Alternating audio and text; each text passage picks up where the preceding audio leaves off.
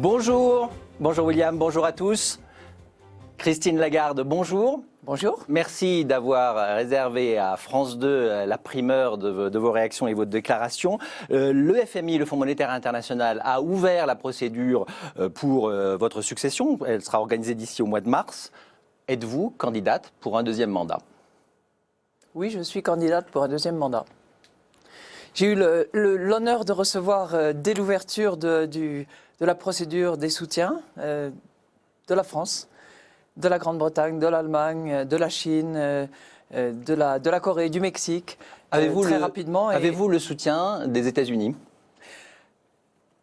Les propos du vice-président des États-Unis l'autre jour dans son intervention publique étaient extrêmement élogieuses et presque embarrassantes.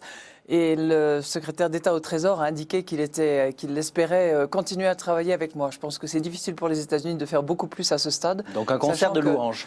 Non, mais les États-Unis, en général, interviennent à la fin du processus parce qu'ils sont l'actionnaire majoritaire du Fonds monétaire international. Donc, en général, ils laissent parler les autres pays d'abord et ils interviennent en fin de processus. Alors, donc c'est bien, ça se présente bien. Écoutez, je vais essayer jusqu'au dernier jour de mon mandat, qui n'est pas terminé, hein, c'est fin juin, de faire mon travail le mieux possible. Et si l'ensemble des pays membres de l'institution souhaitent que je continue, je suis candidate pour le faire.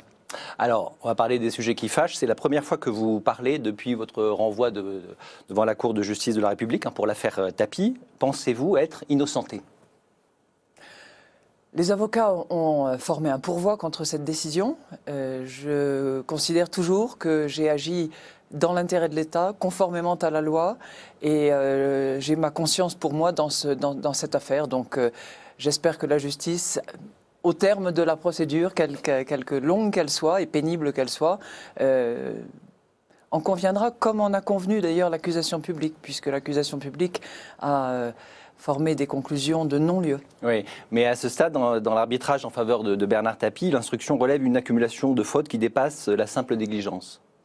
Il appartiendra aux magistrats de statuer, et pas seulement aux magistrats, mais également aux représentants du Parlement, puisque c'est une cour de justice de la République qui examinera éventuellement l'affaire, si le pourvoi n'est pas recevable. C'était sur ordre de l'Élysée à l'époque.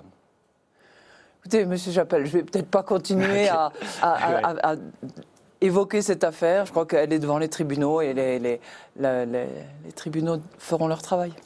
Où va le monde? Alors, vous dites que la croissance économique mondiale risque de dérailler. Pourquoi? Alors d'abord, les prévisions de croissance que nous avons, elles ne sont pas catastrophiques. J'entends, c'est souvent l'atmosphère de Davos d'être extrêmement négatif et de voir le verre à moitié vide. On a eu une croissance de 3,1% en 2015. On prévoit une croissance de 3,4% en 2016 et de 3,6% en 2017. Donc on est dans un processus de recouvrement, de rétablissement de la croissance dans le monde. C'est une croissance qui est différente. On s'était habitué à ce que les grands émergents comme la Chine, comme le Brésil, comme l'Inde ou la Russie tire la locomotive de la croissance. Ce n'est plus le cas de la même façon maintenant. Un des grands sujets évoqués actuellement, qui est un des risques sur l'horizon de l'économie mondiale, c'est le changement de modèle de croissance de la Chine. De la même manière, les autres émergents, à l'exception de l'Inde, connaissent vraiment des ralentissements. Donc c'est un nouvel équilibre qui est en train de se trouver, avec des risques sérieux à l'horizon, il n'y a aucun doute. Mais nous considérons que si les politiques économiques, à la fois dans le domaine monétaire, dans le domaine budgétaire et en matière de croissance plus inclusive, sont effectivement mises en place en bonne collaboration entre les différents États, il n'y a aucune raison que ça déraille. Si en revanche, les politiques monétaires, budgétaires, réformes structurelles ne sont pas mises en œuvre, alors il y a des vrais risques à l'horizon et ça peut dérailler. Oui, alors en attendant, les banques mondiales ont inondé les marchés financiers de liquidités, près de 20 000 milliards de dollars selon les calculs de l'économiste Patrick Artus de Natixis. Ça provoque des bulles, des bombes à retardement. Est-ce que la prochaine crise risque d'être plus grave que celle de 2008 ? Nous ne le pensons pas.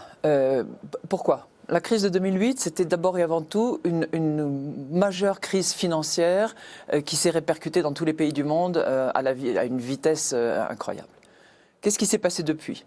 L'ensemble des régulateurs, l'ensemble des décideurs, l'ensemble des parlements dans les pays concernés ont pris un certain nombre de mesures pour renforcer le système financier en particulier, pour éviter que les pertes, notamment des banques, soient prises en charge par les contribuables, pour remonter le niveau des capitaux propres, pour responsabiliser les individus. Ce n'est pas tout à fait terminé, hein. Il y a encore du travail à faire et ça fait partie de ce que nous appelons la poursuite des travaux engagés. Mais le système est plus solide, il n'y a aucun doute. Et les bulles, ça ne vous inquiète pas? Mais les bulles, il y en a, enfin il y en a eu, il y en a, il y en aura toujours. Et la volatilité fait partie du fonctionnement du marché tel qu'il est actuellement. Donc on s'était habitué à beaucoup plus de stabilité dans la période immédiatement consécutive à la crise. Ce n'était pas une période prospère, mais c'était une période qui, sur le plan en tout cas de la volatilité, était plutôt calme. On va à nouveau retrouver de la volatilité. Et vous laissez les banques centrales continuer à inonder les marchés financiers de ces liquidités? D'abord, on n'a pas autorité pour dire aux banques centrales faites ceci ou faites cela. Le gendarme de la finance mondiale. En revanche, ce que nous disons, c'est que les banques centrales qui aujourd'hui continuent soit à alimenter, soit à maintenir des taux d'intérêt extrêmement bas, comme la BCE, comme la Banque du Japon, comme la Banque d'Angleterre, doivent continuer à le faire. Les prix sont extrêmement bas. La liquidité, il faut absolument qu'elle circule dans les canaux de transmission de l'économie. Et aujourd'hui, dans ces économies-là, il est important que les politiques monétaires continuent à fonctionner. Mais elles ne sont pas toutes seules. Et ça, c'est un message important. Il faut aussi que les politiques budgétaires, il faut aussi que les réformes de fonds engagées par les décideurs soient faites. La politique monétaire, elle ne peut pas toute seule porter le poids de la réforme et de la relance. Alors, un mot de la France. Hier, Manuel Valls a porté la voix de la France ici à Davos. Aujourd'hui, c'est Emmanuel Macron qui prend le relais. Est-ce que la France fait les réformes qu'il faut? Elle en a fait. Et du point de vue du FMI, il faut impérativement qu'elle continue à les faire. Il y a un talent, il y a un potentiel, il y a des compétences. Il suffit de se promener dans les rues d'ici. Il y a des tonnes j'exagère, mais des douzaines de start-up françaises, d'entreprises françaises qui sont présentes et qui ont du talent, de l'inventivité et qui sont reconnues. Mais il faut libérer ces énergies et il faut leur permettre de développer leur activité. Mais vous avez révisé à la baisse les prévisions de croissance pour la France en 2016. Hein. On a révisé beaucoup de pays à la baisse. On a révisé la France, on prévoyait une croissance à 1,5, on l'a ramené à 1,3. 1,3%, c'est pas beaucoup. Hein. Ça pourrait être mieux, c'est certain. Mais on a révisé un certain nombre de pays à la baisse. Vous savez, quand vous avez un changement de régime de croissance et de modèle économique de développement, en Chine comme c'est le cas, quand vous avez une baisse générale des matières premières et quand vous avez une politique asymétrique monétaire entre les différentes banques centrales, ça constitue un univers qui n'est pas simple. Mais je crois qu'en période de coûts financiers faibles, en période d'euro compétitif entre guillemets, et en période de coûts des matières premières faibles, il y a quand même beaucoup d'éléments et d'atouts pour que la France tire un peu son épingle du jeu. Merci beaucoup Christine Lagarde d'avoir été avec nous. Très bonne journée à vous tous et c'est à vous William.